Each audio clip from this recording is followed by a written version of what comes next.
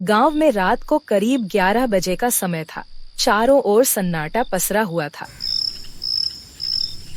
सिर्फ जंगल से आती हुई हवा की आवाज और जंगल से आती हुई जानवरों की आवाज ही सुनाई दे रही थी।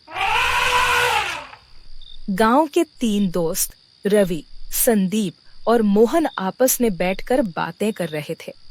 रवि थोड़ी डरावनी आवाज में, तुम लोगों ने सुना है, इस गांव में एक मोबाइल वाली चुड़ैल रहती है। वह मोबाइल से लोगों को मारती है।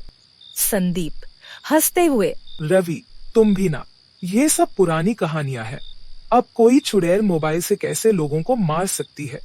मोहन, हाँ संदीप, मैंने भी सुना है कि वो चुड़ैल रात में लोगों को कॉल करती है। जो उसका फोन उठाता है वो गायब हो जाता है। संदीप, क्या सच में? ये किसने बताया? मोहन, गांव के बड़े बूढ़े बताते हैं। कुछ साल पहले यहाँ कुछ लोग अचानक से गायब हो गए थे। कहते हैं उन्होंने उस चुड़ैल का फोन उठाया था। अभी ने मोहन की बात को गंभीरता से लिया। संदीप ने हंसते हुए कहा, चलो, अगर कोई मोबाइल वाली चुड़ैल है भी तो मैं उससे मिलना चाहूंगा। सभी ने हंसने की कोशिश की, लेकिन हंसी में वो पुरानी मस्ती नहीं थी। तभी रवि का फोन अचानक बज उठा। सबकी हंसी रुक जाती है और सबकी नजर रवि के फोन पर जाती है। फोन की स्क्रीन पर अज्ञात नंबर चमक रहा था।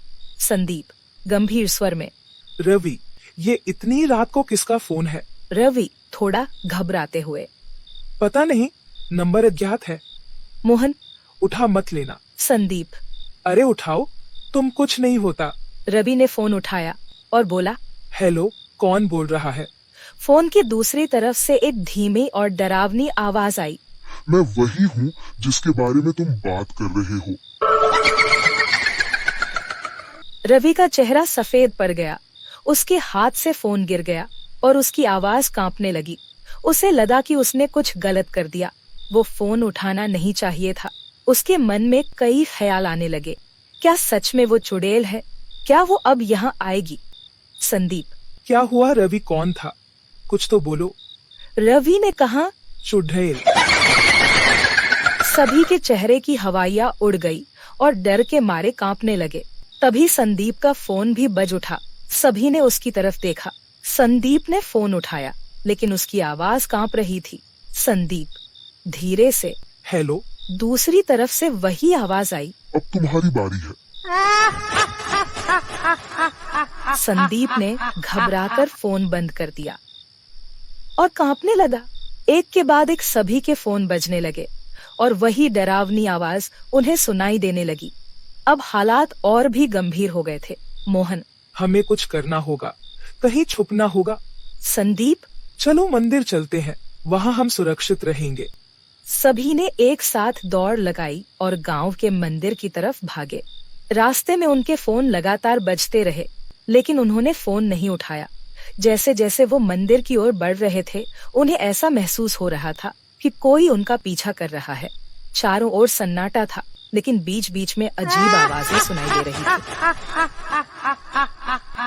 मंदिर के अंदर पहुंचकर सबने राहत की सांस ली।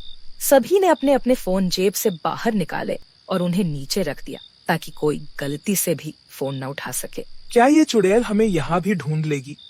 रवि, पता नहीं, लेकिन अब हम सुरक्षित महसूस कर रहे हैं। पुजारी जी को बुलाना चाहिए, वो शायद हमारी मदद कर सकें। तभी मंदिर के दरवाजे के बाहर किसी के आने की आवाज सुनाई दी। सबके दिल तेजी से धड़कने लगे। दरवाजा धीरे धीरे खुला और अंदर एक बुजुर्ग आदमी आया। वो गांव के पुजारी थे। बच्चों, तुम लोग यहाँ क्या कर रहे हो इतनी रात को? रवि, पुजारी जी, वो चुड़ैल, वो हमें मार डालेगी। अरे डरो मत, वो यहाँ सुरक्षित हो। पुजारी जी ने मंत्र पढ़ना शुरू कर दिया और एक दिया जलाकर उसे मंदिर के चारों कोनों में रखा। इससे मंदिर में एक दिव्य माहौल बन गया और सभी का डर थोड़ा कम होने लगा।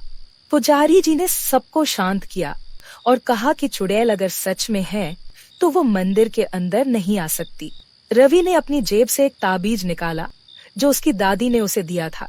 उसने पुजारी जी से पूछा, क्या ये ताबीज हमें बचा सकता है? हाँ बेटा, इस ताबीज में शक्ति है। इसे अपने पास रखो और कुछ बुरा नहीं होगा। तीनों दोस्त बहुत डरे हुए थे। कोई भी अपने घर अकेले नहीं जाना चाहता था। तीनों ने मंदिर में ही सोने का निश्चय किया और रात काटने की सोची, पर सो गए। अगली सुबह हुई तो सभी ने राहत की सांस ली। चुड़ैल का कोई निशान नहीं था और फोन भी बजने बंद हो चुके थे। गांव में यह खबर आग की तरह फैल गई और मोबाइल वाली चुड़ैल का डर अब पहले से भी अधिक बढ़ गया था।